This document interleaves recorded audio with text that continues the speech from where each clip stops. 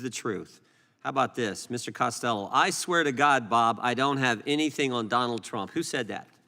Michael Cohen about 10 to 20 times. So not just once, multiple times he told you that while you were his attorney, while you were in consultation with your client, he said that multiple times. He not only said that multiple times, but he said that after I said to him, knowing that he was suicidal, Michael, think about this.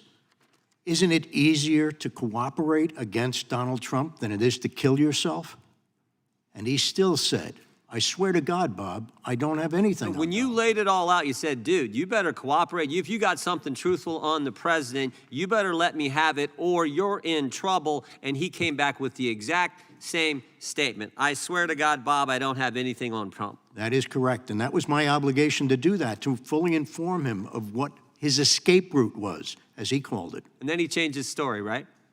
Then he went on TV and changed his story. Exactly. He changed his story. He turned around, and he's the only one who can do that. You have to believe Michael Cohen in order to convict Donald Trump if there's actually a crime there, which there isn't. But that's an issue for an appellate court. I want to read another statement, another line from your statement. You said, Alvin Bragg refused my offer. What was the offer? My offer was to come to his office and sit down, let him look me in the eye, and see if I'm telling the truth when I had all these documents that showed that Michael Cohen simply was not a reliable witness, that his predecessors in the Southern District of New York decided after they spoke to me with the FBI that Michael Cohen wasn't reliable, and they never used him again for anything. Why wouldn't Alvin Bragg talk to you? Why do you think? You'd have to ask him that. But I talked to 8 of his assistant DAs. What was that reception like? I gave them a Zoom conference interview for an hour and a half before I testified in the grand jury on Monday, and then on Monday when I testified in the grand jury, they did everything in their power not to ask me the questions that would elicit the exculpatory information. And is this the same information you took to the Southern District of New York? It is. Same information. They were happy to get it. Exactly. What did they decide?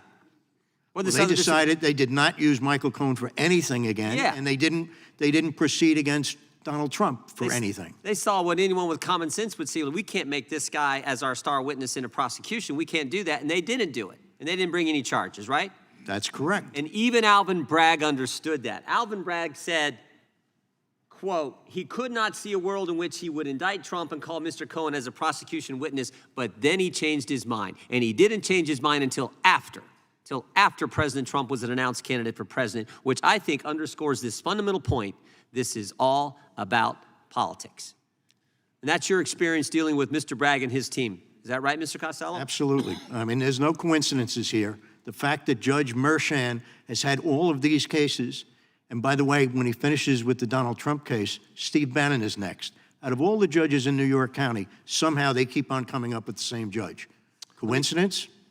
I don't think so. I don't believe in them. I think it's all corny. Let me just, in my last 8 seconds, Mr.